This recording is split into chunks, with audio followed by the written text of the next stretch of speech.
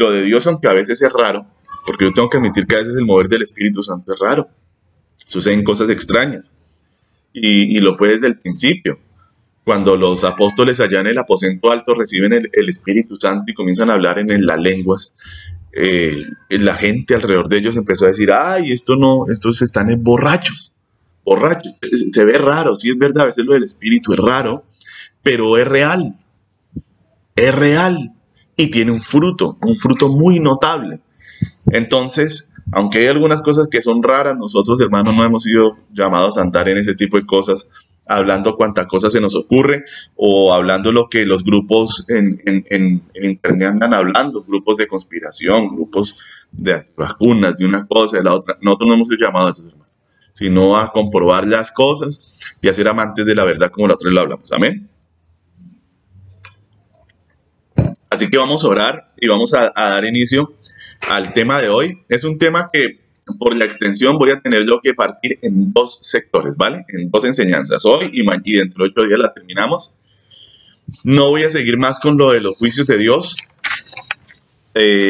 Voy a proseguir ahora. ¿Todo se ve perfecto, Pau?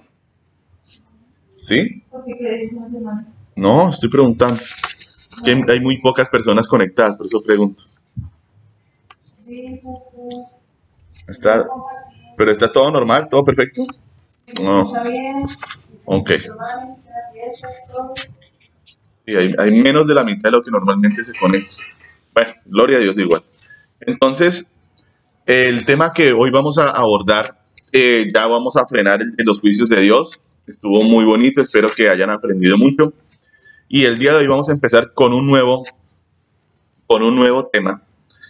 Para los que anote ahí el título del tema. Es una pregunta. Y la pregunta es, ¿qué visión tienes del cristianismo? ¿Qué visión tienes del cristianismo? Y bueno, es muy importante, hermanos, la visión que tenemos ¿qué visión tenemos del cristianismo? Es mucho más importante de lo que parece. Y el día de hoy quiero que miremos cuán importante es esto, ¿vale? Y nos vamos a parar en el capítulo 8 del Evangelio de Juan, del versículo 31 y el 32. Y vamos a seguir recalcando la necesidad de abrazar la verdad de Dios, que es la verdad absoluta, que es la verdad que se impone sobre todas las verdades. En un tiempo donde dicen que todo es relativo, que todo depende, que uno nunca sabe, que uno no se tiene seguridad de nada, hay un Dios precioso y hay un Rey de Reyes y un Señor de Señores que nos dicen, yo soy la verdad. Y Él mismo dice, mire lo que dice. Juan 8, 31 y 32, dijo entonces Jesús a los judíos que habían creído en Él, si vosotros permaneciereis en mí, en mi palabra, seréis verdaderamente mis discípulos. Entonces, para ser un discípulo de Cristo, hay que aprender a permanecer en las palabras de Jesús. Y conoceréis la verdad. La palabra de Jesús me da el conocimiento de la verdad. Y la verdad, esas palabras, os harán libres, dice el Señor. Amén. Entonces, vamos a orar, hermanos, pero vamos a empezar entendiendo esto.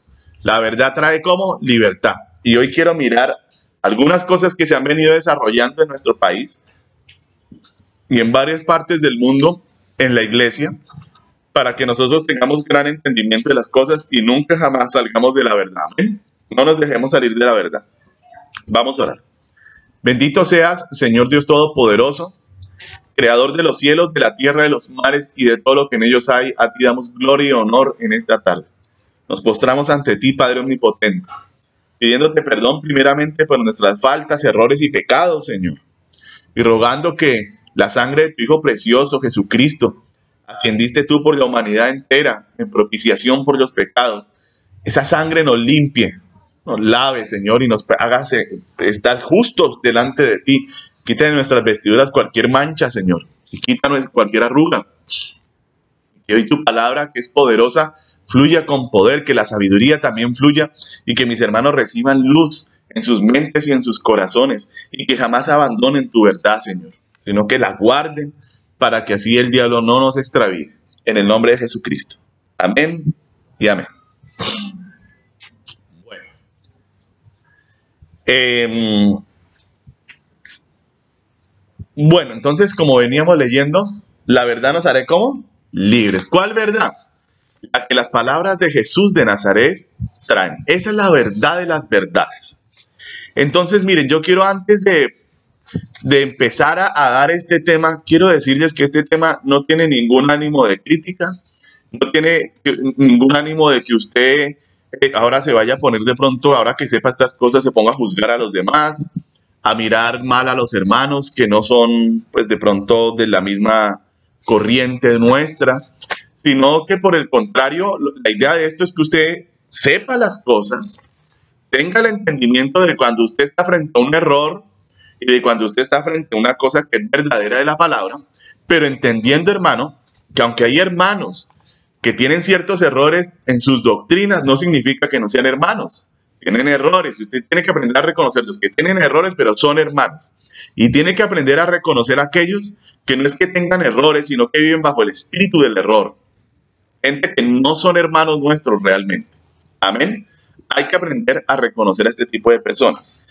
Pero lo que les voy a enseñar hoy no es precisamente para que nos dividamos ni nos pongamos bravos con nadie, no, es para tener claridad, porque se acercan tiempos muy peligrosos para la salud espiritual de los creyentes y de todo el mundo, porque hay una corriente del espíritu de error que está rampante ahorita sobre el mundo, y yo quiero que ustedes la entiendan y ustedes la vean con claridad y la comprendan, para que de esta manera ustedes no vayan a caer en esa corriente, ¿vale? Porque no es un río de Dios, ese es un río turbulento que pierde las almas. ¿Amén?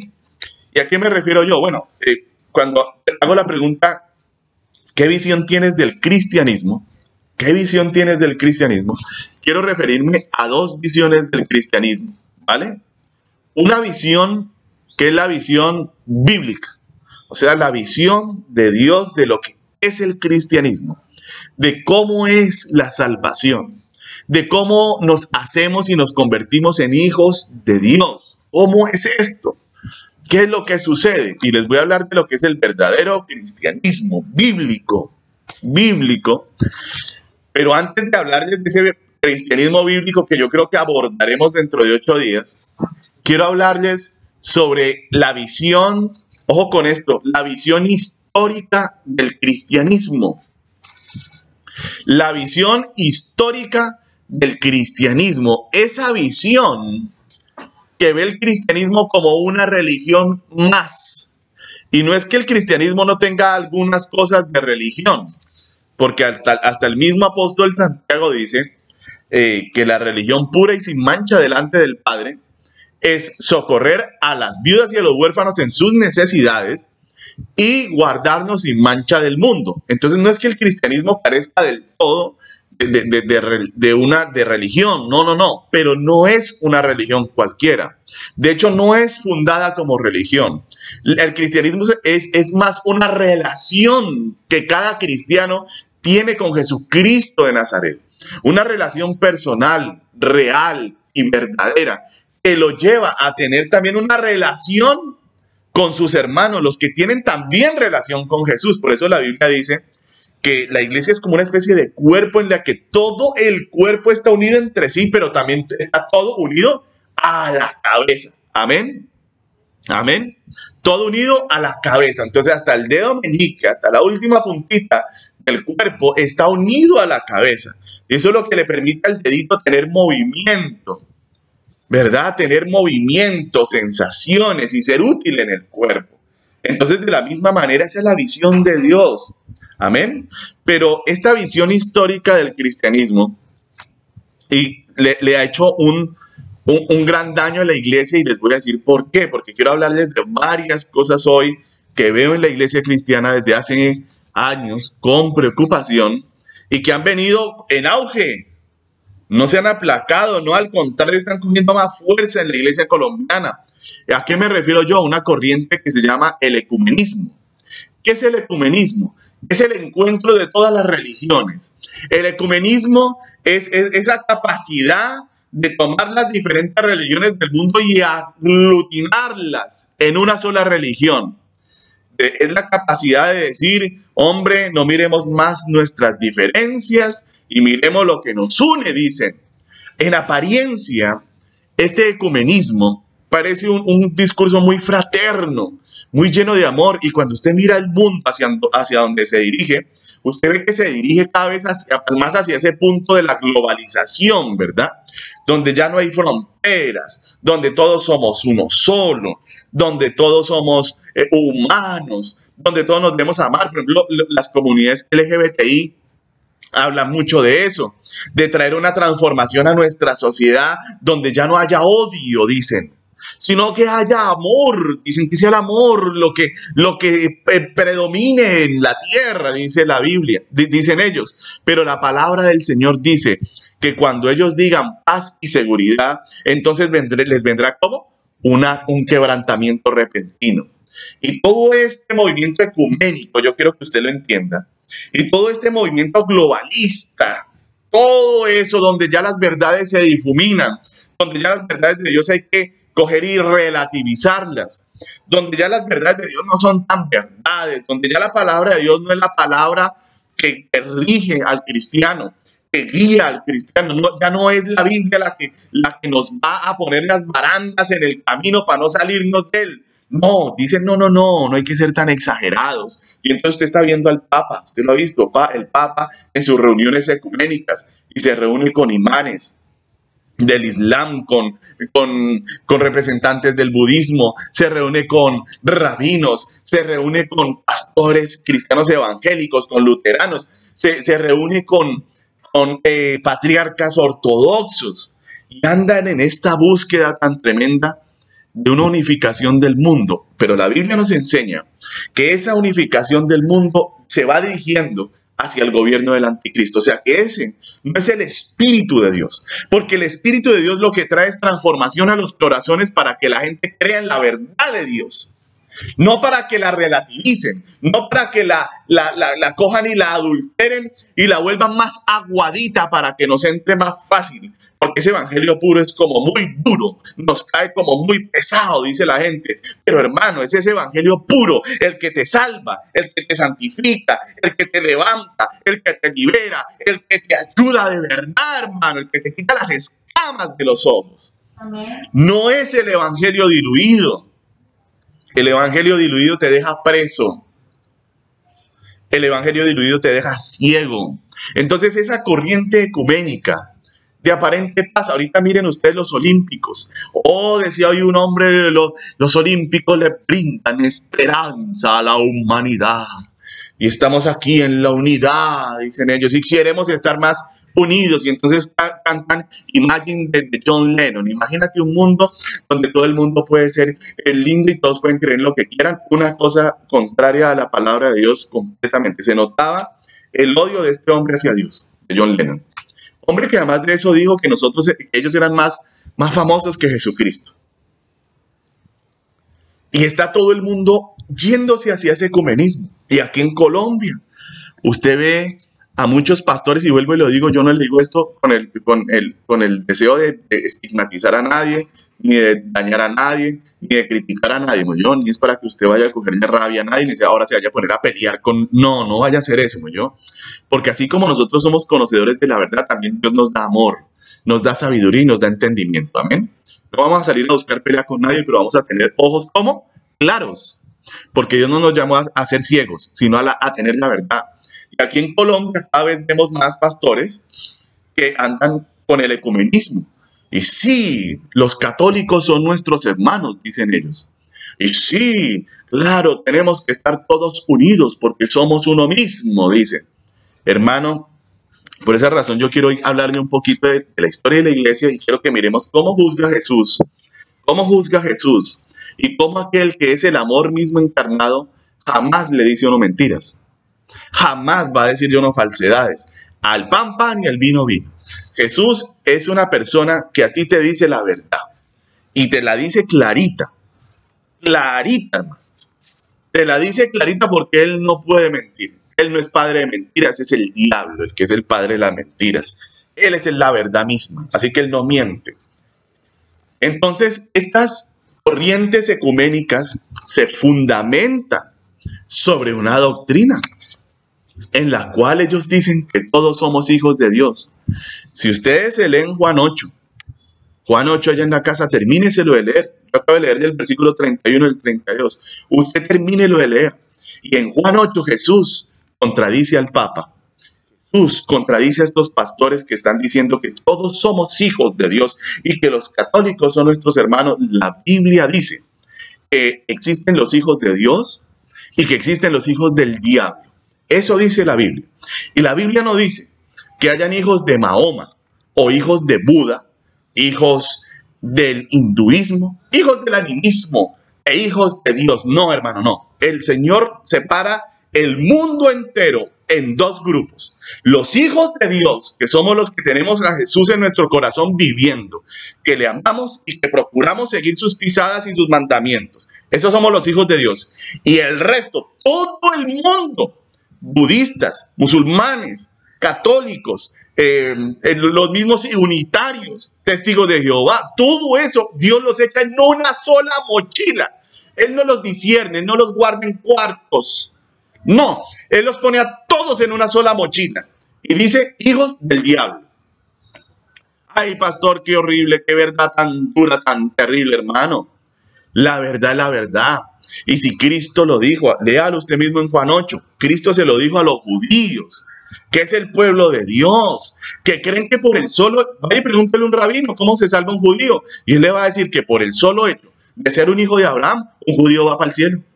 Esa es la doctrina de ellos. Esa es la doctrina de ellos.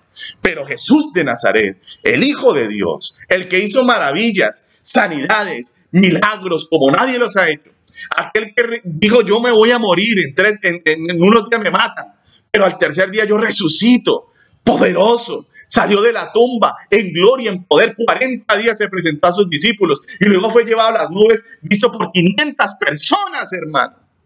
500 personas vieron lo que pasó y murieron por ese testimonio. Ese Jesús de Nazaret, poderoso, hermoso y bello, Él dijo que no todos somos hijos de Dios, todos somos criaturas de Dios, claro que sí. Todos un día hemos nacido de los mismos padres que un día fueron hechos a la imagen y a la semejanza de Dios, cuya imagen y semejanza perdieron por haber hecho al diablo su padre. Al postrarse ante Él y hacerle caso y obedecerlo, ahí se transformó todo. Entonces, hermanos, Jesús dice que no todos somos hijos de Dios. Ahora, consecuencias terribles de aceptar ese tipo de verdades, entre comillas, que son mentiras. Hermanos, póngase usted a pensar. Si verdaderamente los católicos son nuestros hermanos, entonces ¿para qué evangelizamos en Colombia? Si aquí en Colombia la inmensa mayoría son católicos. Y eso tiene unas consecuencias muy tremendas, porque significa que en vez de que los católicos sean nuestro campo misionero, ahora resulta que si son nuestros hermanos, entonces nosotros no deberíamos predicarles el evangelio. Entonces nosotros no deberíamos decirles a ellos absolutamente nada ni orar por su salvación, porque todos son salvos. Mire qué consecuencias nefastas traen estas falsas doctrinas para la iglesia. Aparentemente traen fraternidad, pero hermano, la gente comienza a caer al infierno por multitudes, porque la iglesia cristiana, en vez de estar predicándole el evangelio, estar orando por sus familiares inconversos, dicen, pues como son nuestros hermanos, no hay que hacer nada, hay que tener unidad, y entonces ahora yo me voy a las misas de ellos, y ellos vienen a nuestros cultos y no pasa nada. Mire las consecuencias de una mentira. Nefasto, hermano. Nefasto, hermano. Entonces, vamos a mirar cómo juzga Jesús rápidamente, y vamos a ver rápidamente un poco de historia de la iglesia, para que veamos esta visión que tienen algunos y por qué la tienen. También les voy a explicar por qué la tienen. Esta visión histórica del cristianismo. Antes de eso, quiero mostrarle dos casos en los que Jesús se enfrentó a las sectas del tiempo de Jesucristo. A esas sectas. ¿Qué sectas habían preponderantes o grandes en la Biblia? Aparecen dos sectas. La secta de los saduceos. Aquí está en Mateo capítulo 22, del versículo 23 al 29. Vemos al Señor Jesús enfrentándose a la secta de los saduceos, ¿verdad? Y en Mateo capítulo 23 vemos a Jesús enfrentándose a la secta de los fariseos. No entendiendo secta, como una palabra peyorativa, así como hoy en día se utiliza. Que todo el que quiere insultar a alguna congregación o a algún movimiento religioso, entonces le pone el título de secta para insultar. No, no, no. Aquí en este caso, la palabra secta, lo que se está refiriendo es a un grupo de personas de una religión grande, como en este caso sería el judaísmo, que tienen un énfasis o un tipo o una manera de ver el judaísmo diferente a la de otros. Entonces los saduceos, que están en Mateo 22, del versículo 23 al 29, ellos eran la secta de los ricos. Ellos eran la secta de los poderosos en Israel. Y ellos no creían en lo sobrenatural. Ellos no creían en resurrecciones, ni en liberaciones, ni en que hubieran ángeles, ni espíritus. Ellos decían, no, pues esa vaina no. Se habían quedado solamente con el aspecto comportamental de la ley. Eran hombres y mujeres que guardaban la ley de Moisés, pero solamente en el aspecto ritual, ceremonial y en el aspecto vivencial, o sea, moral. Sí, hay que ser buenos, pero no crean en nada de lo sobrenatural. Contrario a los fariseos. Los fariseos sí creían en liberaciones, en demonios, en espíritus, creían que habían ángeles, creían que Dios hablaba, creían en la resurrección de los muertos. Ahora, cuando ustedes miran estos dos textos, allá en la casa, yo creo que ustedes lo miren, Jesús trata a cada secta de manera diferente. Y yo con eso quiero arrancar para que usted entienda que Jesús, que es el amor mismo, Él no es ciego. Él mira con mucha claridad y Él sabe qué decirle a cada cual. Entonces, ¿qué le dijo el Señor a los saduceos? En el versículo 29 les dice, entonces respondiendo Jesús les dijo, erráis ignorando las escrituras y el poder de Dios. Entonces a los saduceos los trató como una secta de error, Dese cuenta, para que usted se dé cuenta que esto no es nuevo. Hay vertientes del cristianismo que hoy en día no creen en el mover de Dios, no creen en milagros, no creen en sanidades, no creen en el poder de Dios, no creen en los dones, no creen en el poder de Dios, hermano. Y Jesús trató a esta gente de esta época como una secta de error y les dijo, ustedes están en error porque ustedes ignoran la escritura, que es una de las fuentes del conocimiento de Dios, y ignoran el poder de Dios. Porque si usted solamente conoce la escritura, pero usted no la vive, si usted no aprende a conocer el poder de Dios, usted jamás entenderá realmente la escritura. Porque es que la escritura es un libro viviente, que hay que vivir para entenderlo. Amén.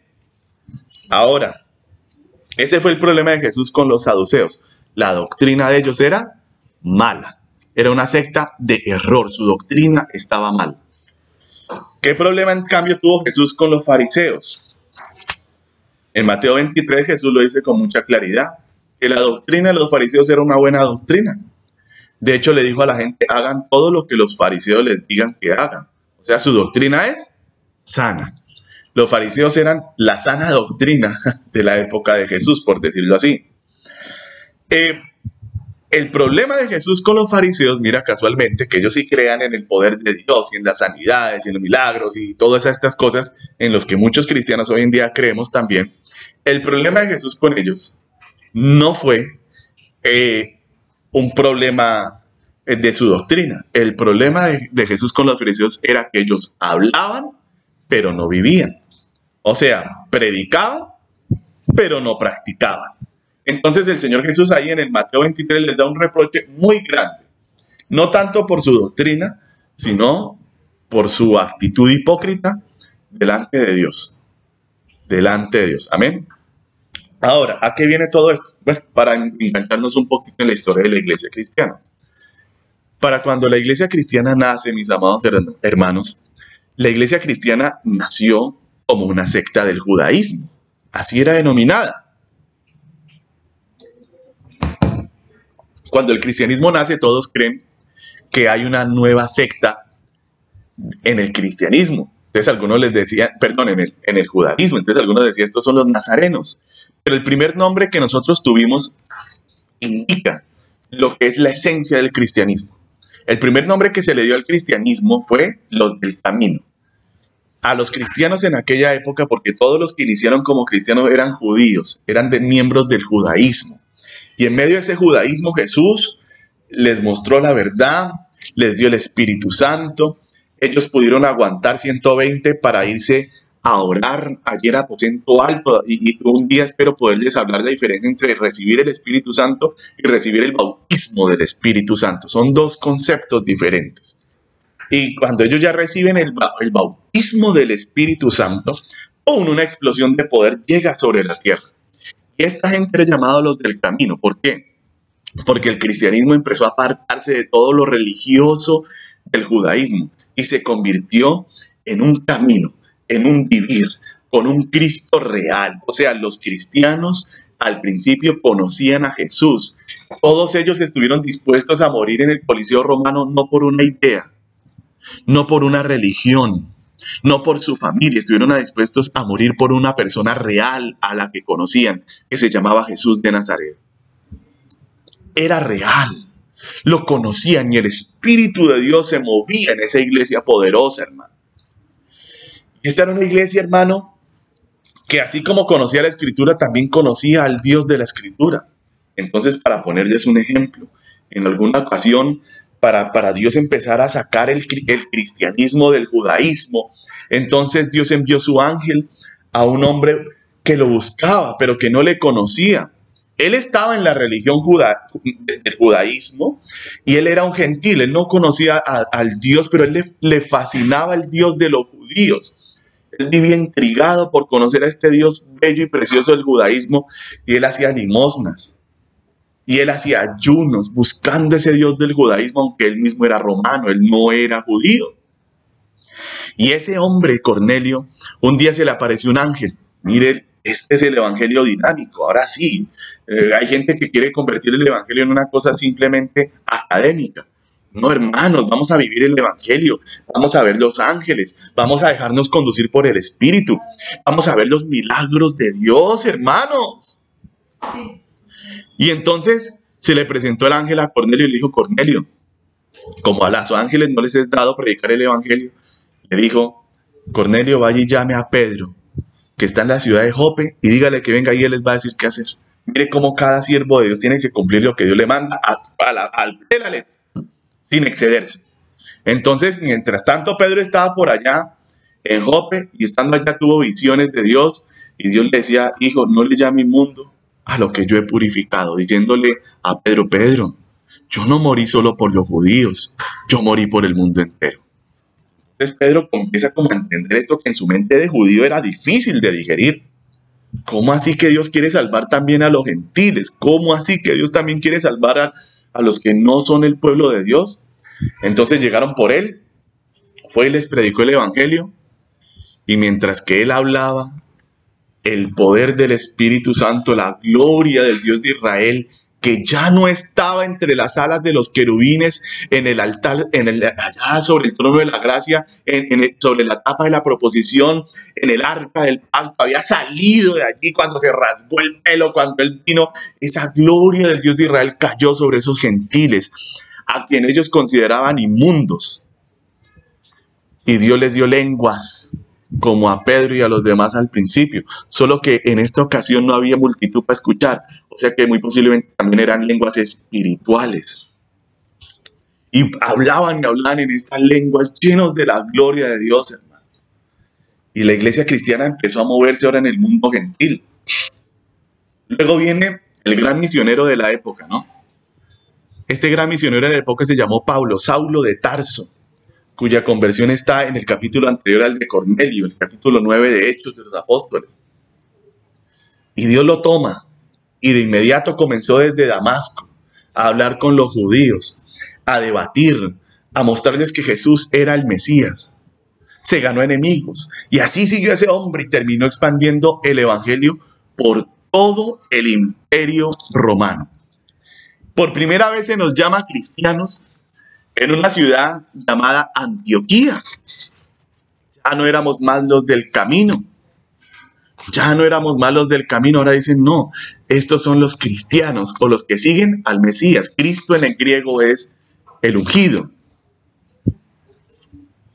Uno podría pensar: estos son los ungidos también. Amén. Y diga amén. Nosotros hemos sido ungidos con el Espíritu Santo y si usted todavía no tiene esa unción poderosa, usted tiene que pedirla porque ese es su derecho. Si usted cree en Jesús de Nazaret de corazón, el Espíritu Santo es para usted y para sus hijos. Dice Hechos de los Apóstoles capítulo 2, ¿me oyó? Bueno, y así arranca, hermano, el cristianismo con oposiciones. Hubo una primera secta, que fue la de los judaizantes, que hoy en día ha vuelto a estar muy en boga. Personas que están sacando a creyentes de las iglesias, diciéndoles que ellos son judíos y que toca guardar las fiestas levíticas y guardar el Shabbat. Y ya no se puede hablar más en español, ahora toca hablar todo en hebreo para poder caminar con Cristo. Secta con la que tuvo mucha pelea el apóstol Pablo. Después de esto, la siguiente secta famosa, que escribió varios evangelios, que tienen el nombre dentro de los estudiosos de la Biblia como evangelios pseudoepígrafes. ¿Sí? O sea que tienen un título de un personaje del evangelio, pero que no es verdad. Fueron los gnósticos. Fue la siguiente secta que surgió tremendamente fuerte. Hasta el día de hoy hay gnosticismo, ¿yo? Muy antiguo. Y es una especie de mezcla entre la filosofía griega y el cristianismo. Ahora, para cuando se viene el siglo IV después de Jesucristo, aparece un personaje que es muy clave en la historia, vuelvo y digo, del cristianismo, que se llamó Constantino el Grande. Supuestamente, él se convierte al cristianismo. Pero lo primero que Constantino el Grande se da cuenta cuando se convierte supuestamente al cristianismo es que el cristianismo no es una religión. Y cuando él se da cuenta que no es una religión, entonces él llama a los obispos o a los pastores que estaban en el Imperio Romano, los trae a Nicea y les dice: miren, yo me he convertido al cristianismo, pero ustedes están desorganizados, les dice. Ustedes necesitan organizarse como religión. Mire lo tremendo. De este intento primario o de este primer momento de tratar de volver al cristianismo religión, surgió algo bueno. No todo fue malo. ¿Para qué? ¿Qué fue lo primero que surgió? La Biblia. Se dio cuenta que no teníamos libro sagrado. Entonces llama a los expertos, llama a los más grandes de la época y efectivamente se empieza a hacer una compilación de una Biblia con los libros sagrados de la época, con las cartas paulinas que circulaban entre las iglesias, con las cartas de Juan, con las cartas de Pedro.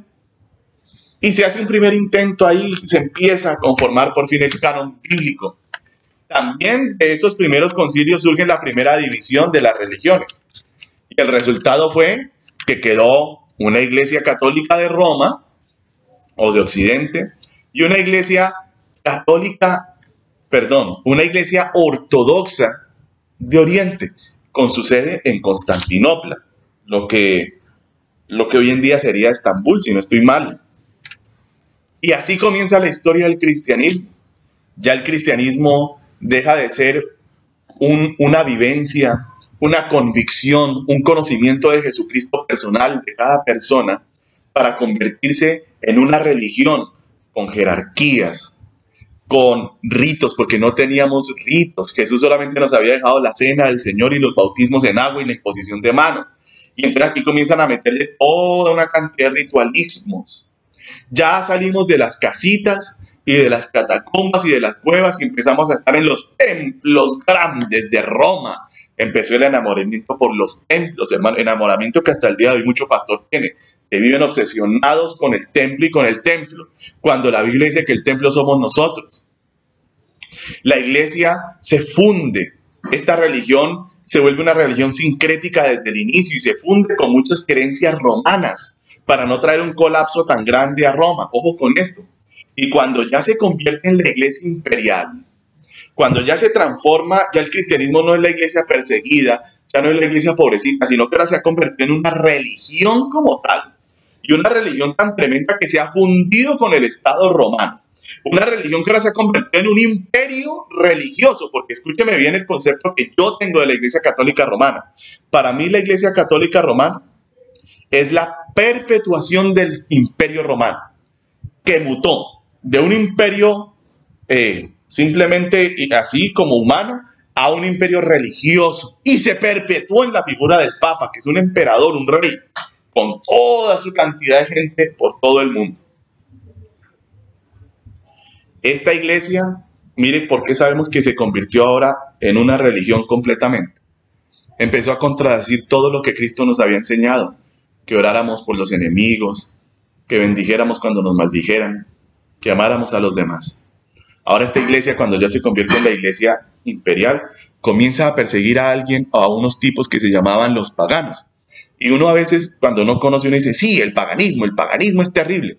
La palabra pagano en Roma, en aquellos días era campesino. Pagano era campesino, el pagano era el campesino.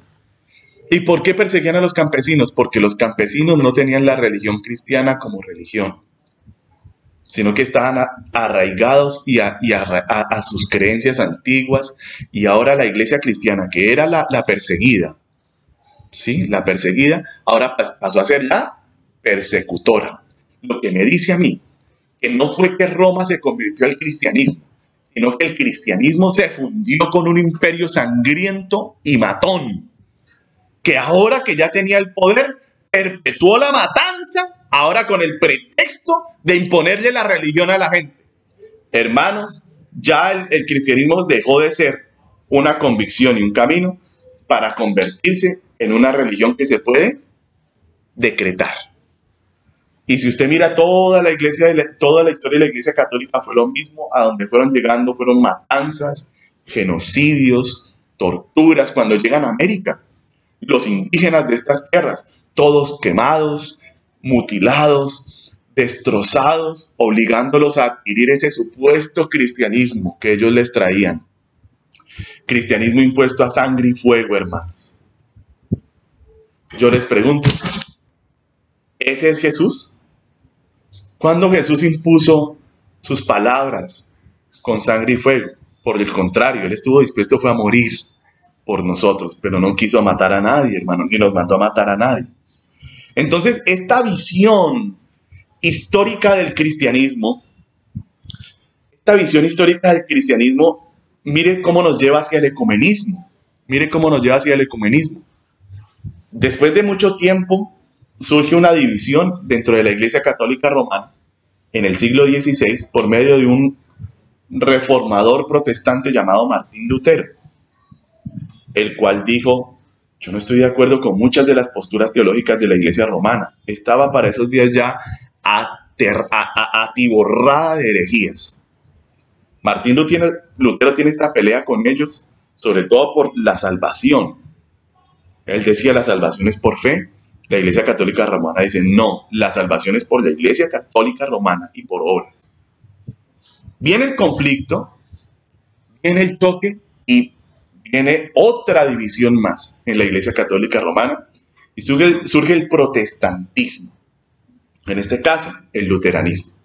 Y si usted sigue mirando la historia, va a ver que después a esta gente también en otros países de Europa se les pone el nombre de anabaptistas, o de aquellos que se bautizan por segunda vez, porque ellos empezaron a seguir el ejemplo de Jesús y a bautizarse ya con el conocimiento del pecado y con el entendimiento. Entonces se les puso el nombre de anabaptistas. Esos anabaptistas con el tiempo se convirtieron en los bautistas. En Inglaterra se dividen también con la Iglesia Católica Romana por medio del rey del momento, y se convierten en el anglicanismo. La Iglesia Ortodoxa también tiene sus áreas, sus divisiones, sus ramas. Ortodoxa rusa, ortodoxa griega, ortodoxa iraní, y usted encuentra varios tipos de iglesias ortodoxas. De todo esto luego migran a América, un grupo de gente que era denominado los puritanos. Y el puritanismo se arraiga en América del Norte. Y aquí en América del Sur tuvimos la Iglesia Católica Romana.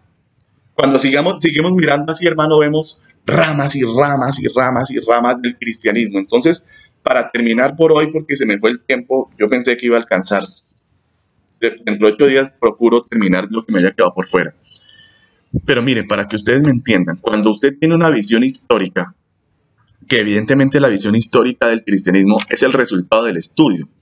Para usted tener una visión del cristianismo como como un fenómeno histórico, como una religión más con todas sus vertientes, con todas sus ramas, ortodoxos, anglicanos, luteranos, luego ya vendrán presbiterianos, metodistas, dentro de las mismas, dentro del mismo protestantismo también surgieron sus propias ramas. Cuando usted tiene esa visión del cristianismo, hermano, entonces todos somos hermanos, todos somos cristianos. Todos somos cristianos. Pero cuando usted analiza bien la historia, la Iglesia Católica Romana se alejó tanto de la verdad bíblica, hermanos. Es tan absolutamente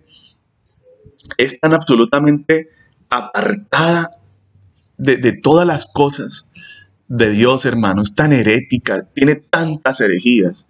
Es tan terrible que yo como hombre de Dios no puedo decir, mi amado hermano, que la Iglesia Católica es cristianismo, porque no lo es. Y de hecho, no por pertenecer usted a cualquier religión, sea bautista, sea luterano, sea lo que sea, no por eso usted es salvo. Usted es salvo porque usted tiene a Jesús en su corazón. Lo vamos a ver dentro de 8 días. Porque usted recibió un Cristo vivo, un Cristo real. Amén. Entonces, ¿de dónde sacan estos pastores esta visión que hoy en día está en boga aquí en Colombia y que tiene unas consecuencias tan nefastas para nuestra nación? Esta visión que ellos tienen la sacan de una visión histórica, de los estudios que todos los pastores hacemos porque es natural que los hagamos. Pero el hecho de que yo estudie, hermano, el cristianismo como religión, como fenómeno histórico, no me impide a mí entender que el cristianismo es mucho más que religión. Mucho más que un fenómeno histórico. El cristianismo sigue vigente hasta el día de hoy, no por su historia, sino porque Jesús sigue vivo. Y porque Él sigue vivo, yo hoy puedo acudir a Él. Ahora mismo estamos en su presencia. Y yo puedo sentir la presencia de su Espíritu aquí conmigo. Y yo sé que Él está aquí con nosotros. Entonces el cristianismo sigue vigente no por la historia ni por las ramas que se han dividido, sino porque Jesús está vivo y está con nosotros y le conocemos. Amén. Entonces, vamos a dejar ahí por hoy, hasta ahí por hoy. Amén. Dentro de 8 días, retomamos un poco más el asunto, le damos un poco más de desarrollo para entender lo que han sido también los movimientos pentecostales, cuando nacen un poquito, muy superficialmente. Y vamos a ver un poquito también de la historia de la iglesia aquí mismo en Colombia, ¿vale? Para entender algunos fenómenos que hoy vemos en auge, pero que un día no eran el auge, que antes eran la excepción, eran los grupos minoritarios, que ahora se han convertido en los grupos mayoritarios. Vamos a entenderlo para entenderlo. Ya les dije, no es para criticar, no es para ponerme a pelear con nadie, solo para entender, ¿vale? Pero el cristianismo que tenemos que seguir nosotros, hermanos, es el bíblico, ¿vale? Ese que está pegado a Jesús, para hacer su voluntad y para amarlo con todo el corazón. Amén. Aunque nadie nos quiere en este mundo. Pero vamos a orar y vamos a dejar hasta ahí, ¿vale? De tarea, ¿no? El de Mateo, el de los 2 de Mateo, 22 y el 23. Y ahí pueden entrar ustedes mirar cómo el Señor trabajaba con estas sectas y cómo les hablaba a ellos. Amado Padre, yo he predicado tu palabra. Gracias por el tiempo, fue muy cortico, Señor, pero bueno, Señor, dejamos para dentro de 8 días, Rey. Yo te pido, dame la oportunidad dentro de 8 días de poder volver a hablarles a mis hermanos de todas estas historias, de todas estas cosas que son tan necesarias también de comprender, que tal vez no son de la Biblia, pero que sí son de la historia de la iglesia cristiana. Y yo te ruego que me permitas dentro de ellos volver a hablar y poder terminar los temas y las cosas. Por lo pronto te pido, pon tu paz en nosotros, guárdanos del mal y guárdanos de toda desviación, Señor. Y este río de error que hay hoy sobre la tierra que está arrastrándonos hacia el final de los tiempos, Señor. Te amamos mucho y quedamos en tu presencia. En el nombre de Jesús. Amén y amén. Bueno, mis amados hermanos, me quedé con ganas de terminar de hablarles. No pude, solamente pude llegar hasta un puntico, pero dentro de 8 días retomamos, ¿vale? Retomamos y seguimos y miramos y alcanzamos a mirar un poco de lo que es el cristianismo bíblico. De esa verdad que Dios quiere que usted y yo abracemos, ¿vale? Y que nunca la soltemos porque es la que nos da la vida eterna. Bueno, los amo mucho, hermanos. Un abrazo para todos desde Neiva. Que estén muy bien. Chao, chao. Dios los bendiga. Amén.